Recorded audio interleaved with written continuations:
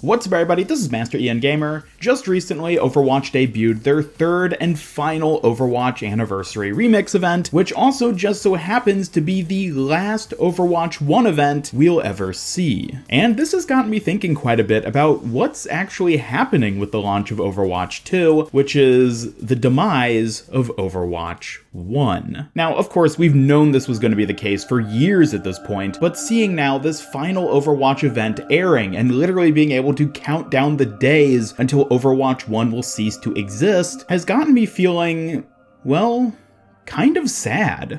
Don't get me wrong, I'm still mega hyped for Overwatch 2 and all the exciting new additions that are going to be coming with it, but I wanted to do a video today taking a look at what exactly we're going to be losing with the release of Overwatch 2 as the era of Overwatch 1 comes to a close.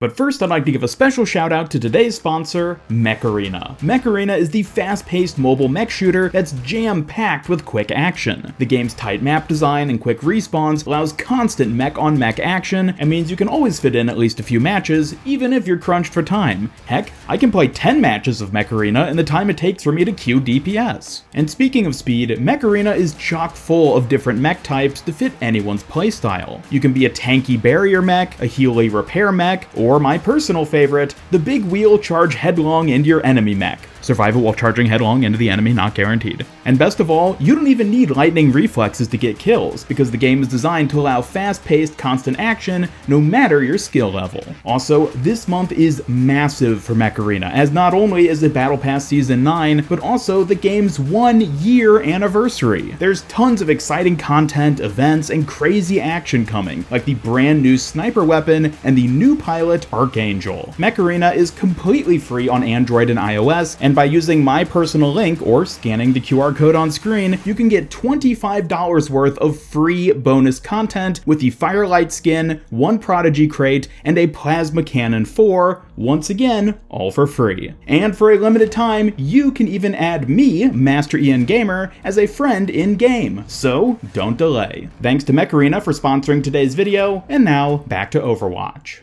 So speaking of Overwatch events, let's start off with one of the elements we'll be losing in Overwatch 2 that tie very directly into events, or at least they have historically, and that's loot boxes. Now, loot boxes have of course been controversial since day one. Long before Overwatch was ever even a game, the idea of these random chance cosmetic boxes always were, well, being debated, should we say. Now, personally, I've never felt strongly one way or the other about them. I think at least when it comes to Overwatch, they were implemented in a fairly generous manner. You could earn them simply through playing the game and even get a few extra ones through things like role queue selection and weekly arcade wins, and through them you were able to unlock basically all the major cosmetics in the game. Other than a few Overwatch League or limited time Hero Challenge events, any of the game's cosmetics could be gotten through these nifty little free to obtain loot boxes. I thought it was a pretty fair system, but of course with the advent of Overwatch 2, it has been confirmed that loot boxes will be going away forever. They're not going to exist as some free little reward you get on top of the new Battle Pass and store. Nope, they're going to be gone entirely, which makes sense when you consider the greater gaming landscape and, well, all the controversies that have been coming up around loot boxes over the past few years. I definitely understand why Blizzard is trying to ditch them entirely, and while I can't honestly say that I'm sad to see them go, I do wonder what exactly will end up replacing them. Now, we already know what's going to be replacing them. It's the Battle Pass and in-game shop, but at least as of the time of me recording this video, we don't really know much about these new cosmetic systems just yet. We don't know how much real-world money each Battle Pass is going to end up costing, or how difficult it'll actually end up being to grind through that Battle Pass and get all the content it has to offer, and we don't know anything about the prices of skins come Overwatch 2, even when it comes to just the shop system. Based off the fact that we know each Overwatch 2 Battle Pass will cost 1,000 Overwatch 2 virtual currency, I'm gonna go ahead and hazard a guess that that ends up being around $10 US, which is pretty much on par with other battle passes in similar games. But how much will an individual skin outside of the battle pass end up costing on top of that? If the existing Overwatch 1 Overwatch League skins are anything to go by, then we could easily see skins costing between $10, $15, even $20 if you're getting a higher tier legendary skin. And that's not to mention the mythic skins skins, which are the super brand new, awesome, cool tier beyond legendary skins, which at the time we don't know whether these are only going to exist in the battle pass or if they're going to be something you can buy separately. But if you can buy those separately, those almost certainly are going to be quite a bit more expensive than that $10 to $20 price range we've historically seen for legendary skins. Now, of course, this is all just speculation. It's entirely possible that Overwatch will be super generous with its pricing, and you'll be able to pick up that nifty new legendary for your favorite hero at only $5. Who knows? But until we actually get more concrete information when it comes to the pricing of content that'll be showing up in the Battle Pass and Overwatch 2's in-game store, I am a little wary of how much it's going to end up costing the average player to be able to get all the in-game cosmetics they end up wanting. If you're someone like me who focuses on unlocking every single cosmetic item that ends up coming out, I can only imagine it's gonna get pretty pricey. Maybe there'll be systems in place where you can earn credits to purchase skins on top of leveling up the battle pass, such that you don't have to spend real money every time you want to get a new skin. But until we see more details regarding the battle pass and in-game store, I'm gonna be worried about losing that cozy, comforting feeling of being able to simply grind Overwatch to get all the skins I want.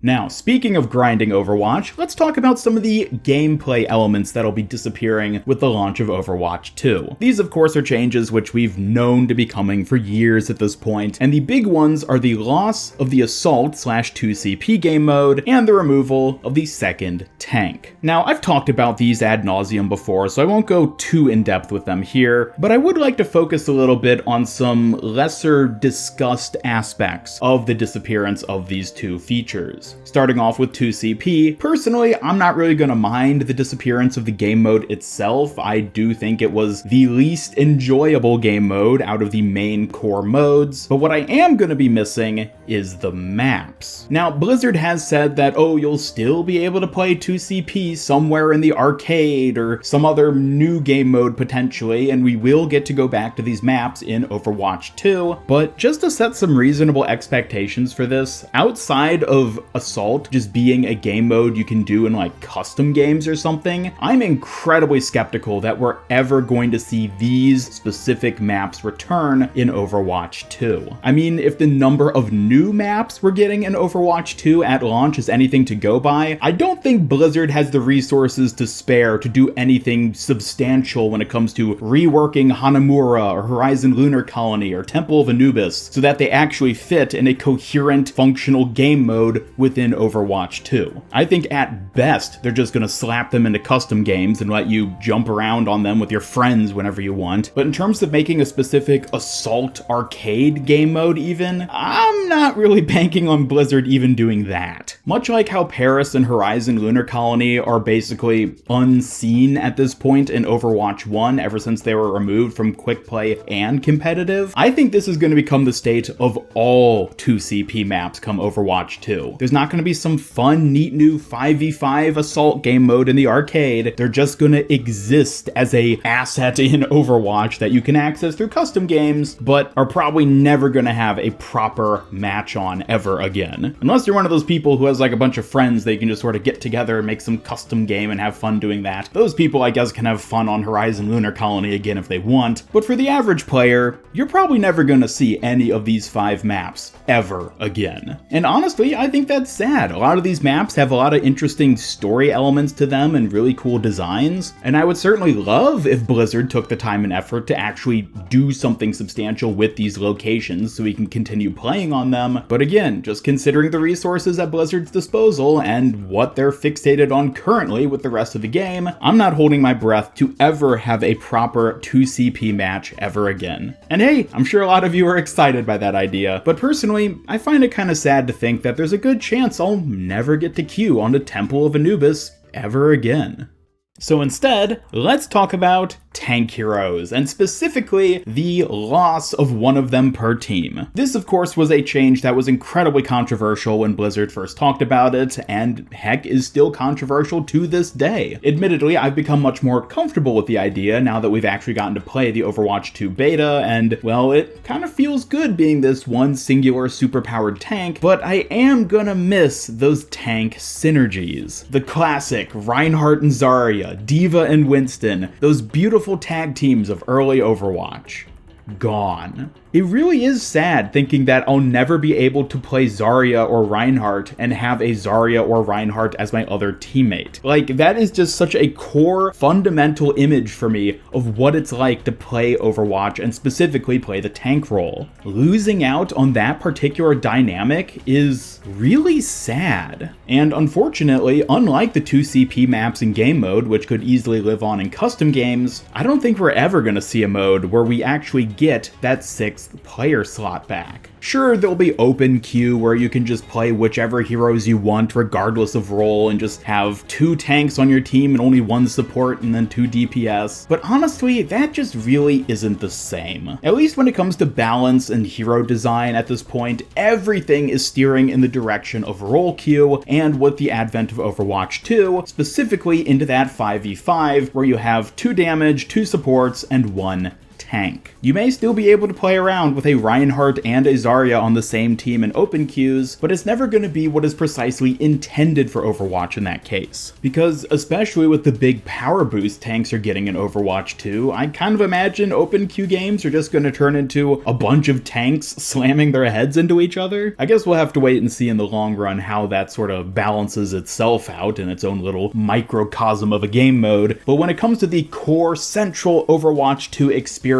in the game's sequel, there is only going to be that one singular tank. And while overall this change I think does introduce a lot of good things for the game, mainly in the form of the reduction to the number of barriers you end up seeing per match, I will miss that element of playing tank where you try to synergize as best you can with your fellow tank. As a tank main myself, I'll say there's always been some level of camaraderie between myself and the other tank on the team. Like, sure, all 6 of us on the team are working together to try to win the objective or prevent the enemy from pushing in, but there was always a special little connection between the 2 tanks. You know, they're like brothers in arms, holding the line. And especially when you get the fun dynamics like Reinhardt and Zarya, where they just play together so well. I really am gonna miss that element. But I suppose all good things must someday come to an end, and there's no room for change and improvement if we merely stick to the old ways and don't try venturing forth and trying new things. And so on that note, I'll just say that I am lamenting the loss of many features in Overwatch 1 that'll be vanishing into the wind come Overwatch 2, but at least for the few weeks we have left until Overwatch 2's launch, I'll certainly be enjoying them while they still last, and making the most of playing 2CP and duoing with another tank, because at the end of the day, I'm sure it will be for the best to make these changes with Overwatch's sequel, but I certainly am gonna miss all the fun times I had on Temple of Anubis, playing Reinhardt with my fellow Zarya having my back, and then opening up a bunch of loot boxes afterwards. Anyways, that does it for today's video. Thank you all so much for watching. Definitely let me know your thoughts on the things we'll be losing with the launch of Overwatch 2 by dropping a comment down below. Are you sad to see loot boxes and the second tank role disappear? Or maybe you're excited by these changes and really think they're necessary to bring about a better Overwatch experience. Either way, be sure to leave a like if you enjoyed this video and subscribe, follow me on Twitter, hit up that bell icon, and come join my Discord server to hang out and never miss any of my future Overwatch content, and special thanks to my YouTube channel members who help make these videos possible. If you'd like to join them to earn some cool rewards, then just hit that join button down below. And otherwise, this is Master Ian Gamer signing off, and until next time, have a great day.